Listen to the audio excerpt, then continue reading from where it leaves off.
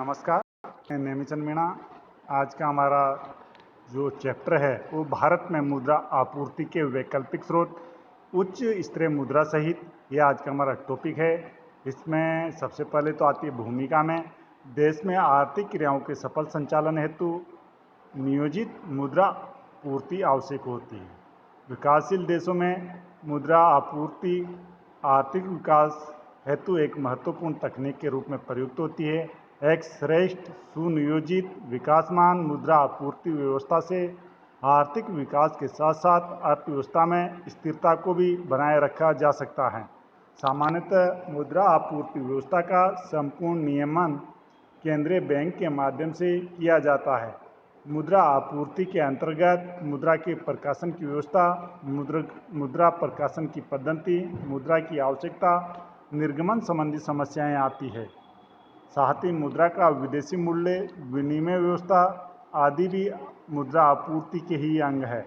विनिमय दर में अत्यधिक उतार चढ़ाव देखने को मिलते हैं। भुगतान संतुलन की अनुकूलता एवं प्रतिकूलता, व्यापार एवं उद्योग जगत के उच्चावचन आदि भी मुद्रा आपूर्ति को प्रभावित करते हैं। इस प्रकार मुद्रा आपूर्ति के अंतर्गत मुद्रा निर्गमन से लेकर उसका नियोजन, संचालन, नियंत्रण, अंतर्राष्ट्रीय स्थिति आदि सभी पहलुओं का अध्ययन किया जाता है। इसमें सबसे पहले आती है भारत में मुद्रा आपूर्ति की व्यवस्था। देश में वर्तमान मुद्रा आपूर्ति का उत्तरदायित्व देश के केंद्रीय बैंक भारतीय रिजर्व बैंक पर है। रिजर्व बैंक के द्वारा भारतीय चलन अधिनियम के अंतर्गत मुद्रा का निर्गमन किया जाता है। स्वाधीनता के पश्चात से ही देश में पत्र मुद्रा चलन में है। रुपया देश की प्रमुख मुद्रा है। यही लेखे की मुद्रा भी है। विनिमय का माध्यम एवं मूल्य के मापन में भी रुपये का ही उपयोग किया जाता है। देश में सांकेतिक मुद्रा यानी टोकन मनी के रूप में छोटे सिक्कों का प्रचलन है, जो लेन देन में सहायक है। देश में मुद्रा प्रसार की स्थिति तथा गिरते मुद्रा मूल्यों के कारण कम मूल्य के सिक्कों का चलन तेजी से कम होता जा रहा है। 1, 2, 3, 5, 10, 20, 25, 50, 1 रुपये तक के सिक्के सहायक मुद्रा के रूप में कानूनी वैध है, किंतु व्यवहार में 25 पैसे, 50 पैसे और 1 रुपये के सिक्के चलन में दिखाई देते हैं। शेष सिक्के मुद्रा मूल्य में गिरावट के कारण अव्यवहारिक हो गए हैं। सामान्य लेखे की दृष्टि से ही इनका महत्व है। देश की प्रमुख मुद्रा रुपया। देश की प्रमुख मुद्रा रुपया है। देश में रुपये के मूल्य पहले 16 आने के बराबर था, किंतु अप्रैल 1957 से दशमलव मुद्रा प्रणाली लागू होने पर 100 पैसे का 1 रुपया हो गया। एक देश में 2 रुपये से लेकर 2000 तक के नोट निर्गमन का अधिकार भारतीय रिजर्व बैंक को है। वर्तमान में 2, 5, 10, 50, 100, 500, 1000, 2000 के नोट प्रचलन में। वर्तमान में 1000 का नोट चलन में नहीं है। ये सभी नोट रिजर्व बैंक के गवर्नर के हस्ताक्षर युक्त वचन पत्र के रूप में प्रकाशित किए जाते हैं, जिसमें रिजर्व बैंक के गवर्नर धारक को उल्लेखित धनराशि देने का वचन देता है। 1 रुपये का नोट भारत सरकार के वित्त विभाग द्वारा जारी किया जाता है,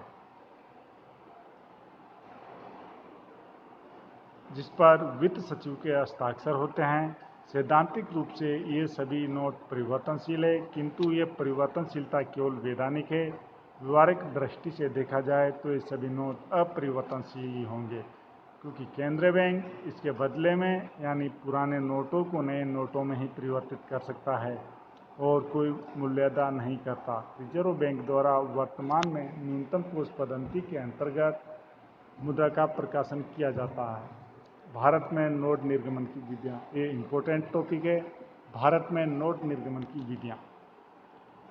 अब तक देश में प्रचलित मुद्रा पद्धतियाँ निम्नलिखित है। पहली है आनुपातिक कोष पद्धति। भारतीय रिजर्व बैंक की स्थापना के पश्चात नोट निर्गमन का एकमात्र अधिकार रिजर्व बैंक को ही प्राप्त हो गया था।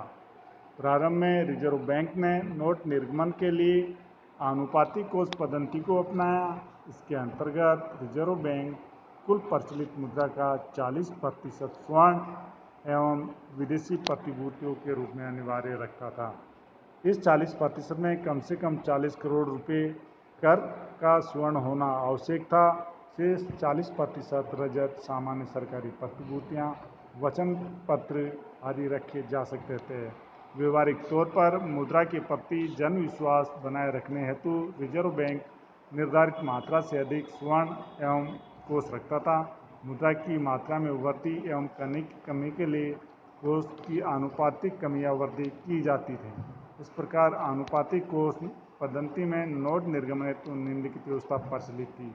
एक, पहली है निर्गमित पत्र मुद्रा का 40% स्वर्ण तथा विदेशी प्रतिभूति कोष के रूप में रखना आवश्यक था। दूसरा, 40 करोड़ का स्वर्ण कोष में अनिवार्य रूप से होना आवश्यक था। तीसरा है इसमें शेष 60% मुद्रा भी रजत अथवा अन्य सरकारी प्रतिभूति कोष में रखना आवश्यक था।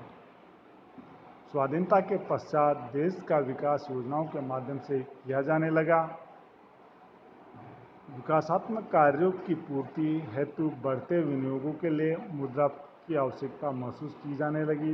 नई मुद्रा का प्रकाशन तत्कालीन प्रचलित व्यवस्था में स्वर्ण कोष में वृद्धि के बिना संभव नहीं था। विकास हेतु भारी मशीनरी एवं पूंजीगत सामान का आयात किया जाना आवश्यक था। इस हेतु विदेशी मुद्रा की अतिरिक्त आवश्यकता थी। इस विकास को गति देने हेतु मुद्रा की मात्रा में तीव्र वृद्धि की आवश्यकता थी, जो आनुपातिक कोष पद्धति में संभव नहीं है। द्वितीय पंचवर्षीय योजना के निर्धारित लक्ष्यों की प्राप्ति हेतु अधिक मुद्रा का प्रकाशन की आवश्यकता थी। अतः ये सोचा गया कि वर्तमान मुद्रा व्यवस्था में परिवर्तन किया जाए, इसमें लोचशीलता उत्पन्न की जाए ताकि आर्थिक विकास के लिए आवश्यक वित्तीय कोष जुटाए जा सके। साथ ही विदेशी विनिमय भंडार में भी पर्याप्त वृद्धि की जाए।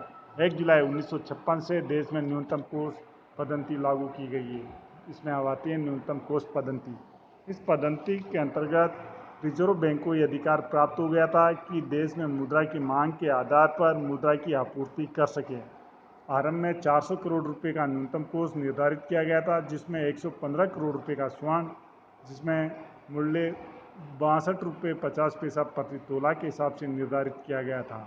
इस व्यवस्था से पंचवर्षीय योजनाओं के क्रियान्वयन हेतु आवश्यकतानुसार मुद्रा का निर्गमन किया जाना संभव हो गया।